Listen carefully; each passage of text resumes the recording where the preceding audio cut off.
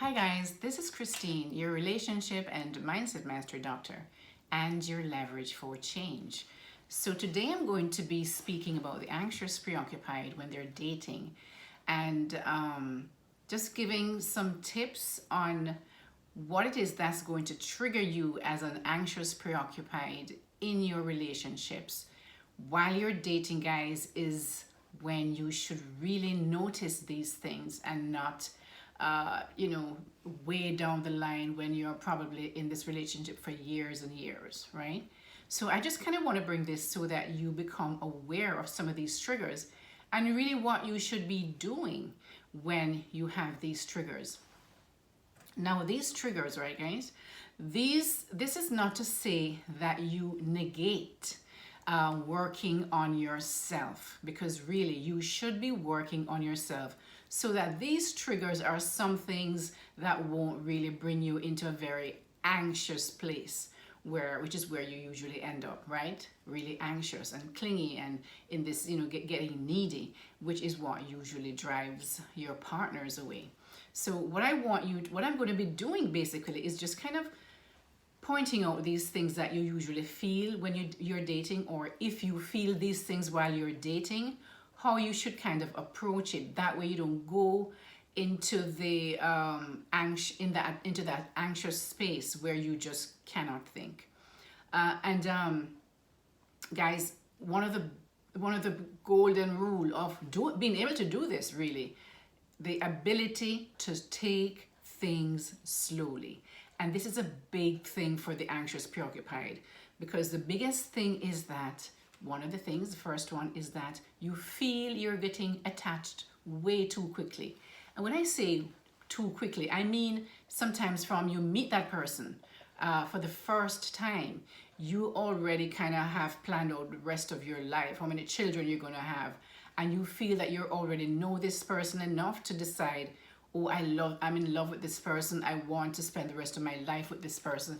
And so I want you to recognize when you have this trigger of feeling that you're getting attached too quickly, and I mean within the first couple of months with this person, I want you to really take it slow, because it's only when you're taking it slow that you have time to think. Because the tendency for the anxious preoccupied individual is to rush into relationships and getting attached really quickly and getting really deeply emotionally connected to this person that they only just met.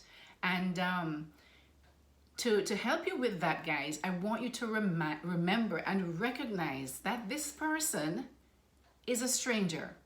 This is the first time you've gone out to dinner with them or for a couple of weeks, right? And you don't know this person until you start getting intertwined into their family and their friends and kind of into their world. You don't really know this person, right?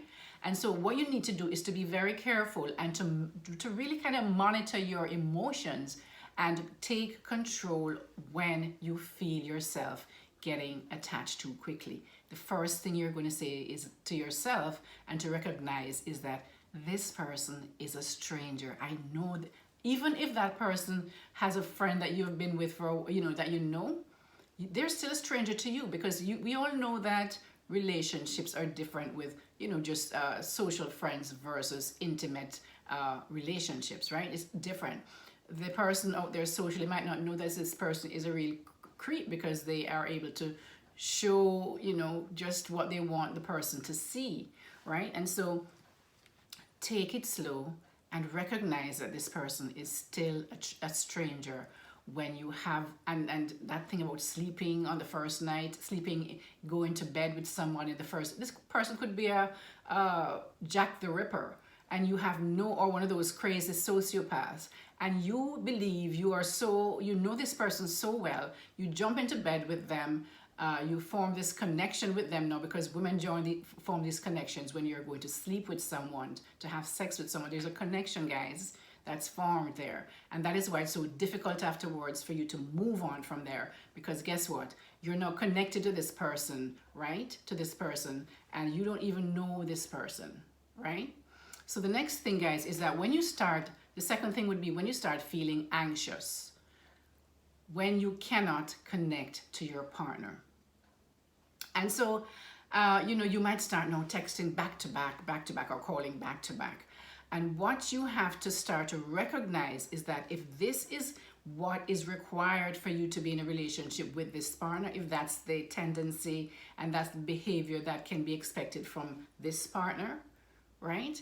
Then if you're trying to reach out to them and they don't text back, to even acknowledge that they received your text, or to say they're busy or whatever it might be, and they'll get you back to you later, then that's a red flag, guys. That's something that you should pay attention to.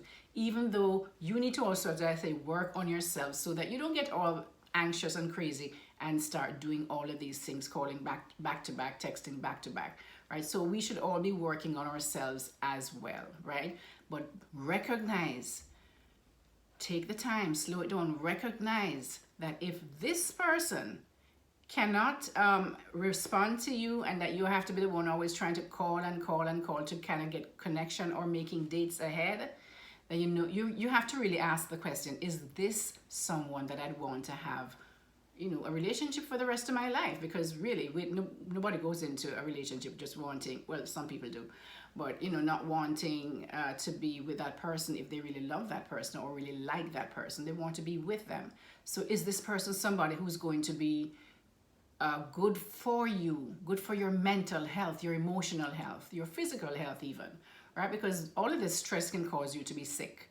So think about that, slow it down, all right? So, but these are the things that, the triggers that these individuals, if they trigger this in you, then that you have to step back and say, okay, is this a person I want to be with? Is this the relationship I want? Someone who I can never contact, somebody who does not respect me enough to respond to me when I reach out to them, right? The next thing is, if you notice that you're not a priority, and this kind of step comes from the not texting back, calling, it also is a part of that. If you notice that you're not a priority in terms of the person makes date at the last minute, and of course that's going to trigger you. That is going to trigger you. You have to also recognize and ask yourself the question, why is it that this person does, only wait until the last minute to make dates with me? I can never really depend on them. If this is a person you cannot depend on, because that means if they're waiting on the last minute to make it, they don't respect your time. And if this is someone that does this on a regular basis, right? I'm not saying it can't happen once in a while. If there was a problem and they explain to you that they're busy, they're not sure if they can make it, and then they call you and say, but if they're communicating, there's a problem, and then they say, I might call you last minute because whatever it might be, but not if there's a tendency for this individual that you're dating to call you, that's a pattern. That's a pattern. Then you need to also ask yourself the question, is this someone that I want to share, to be in relationship with? How is that going to affect my emotional health, my mental health, my physical health, if I'm in relationship with this person? But the biggest thing, guys, is to be aware of how you are responding to being in relationship with this person. And when you notice these triggers that are being triggered by the actions of the other person, you need to stop and ask yourself these questions. The next thing that you need to do is someone with an anxious, preoccupied attachment style does, is to blame yourself. If there's something that's wrong in the relationship, you automatically start blaming yourself. And as I said, you need to heal yourself, because there's a problem there. If the problem is that you're always trying to fix things and people please to kind of keep that relationship in a way that you think is healthy, which is not, because if one person is always the one trying to make it work, it will never work, and you will become resentful, and you'll probably end up hating the person who's causing you all this pain, right? So you need to really, when they're your partner, your person you're dating, and remember, guys, don't jump into bed where you get connected so easily and now you can't even think straight, right? You need to take your time and watch how this person responds to you, how they treat you, and all of these things. If they do these things and it triggers you, then you need to ask yourself some questions.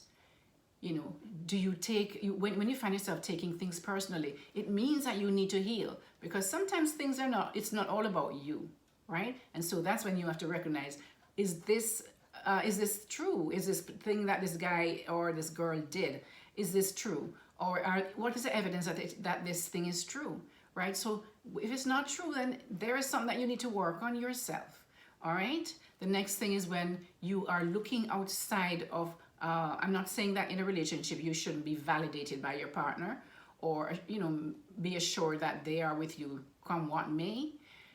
However, guys, if all your relationship and your whole purpose and your whole being needs to be validated by someone else, then of course you need to work on yourself. You have to be able to validate yourself and feel good about yourself on your own, and not go seeking it and needing it from others, because people will always disappoint you, right? You can't say that I'm depending on this person to do that, because when they don't do it, they're going to disappoint you, because nobody's perfect. Nobody's perfect. You're not perfect. They're not perfect. So you have to work on yourself to be that person who loves yourself. You feel validated all by yourself, and you're assured that you're worthy of love and being loved unconditionally. I know that nowadays that's a kind of a curse word, because it's kind of hard to, you know, because we're humans. We are tainted. We're messed up, right? So a lot of times love is going to be conditional, which is sad. But when someone respects you, shows you that love, and then there are things that you can actually have conversations about and work through, that is when you know that that relationship will be something that's valuable for you. So guys, I hope that kind of help in some way to kind of bring awareness to some of the things that you need to really do when you're dating, for the anxious preoccupied, that is. And I hope that you learned something, and if you did, please like, share, and subscribe to my channel. Share this video and subscribe to my channel. And also guys, when you subscribe, what happens is that as soon as I upload a new video, you will be notified. That way you won't miss anything. So again guys, this is Christine, your relationship and mindset master doctor, and your leverage for change. Keep growing guys. Take care. Bye.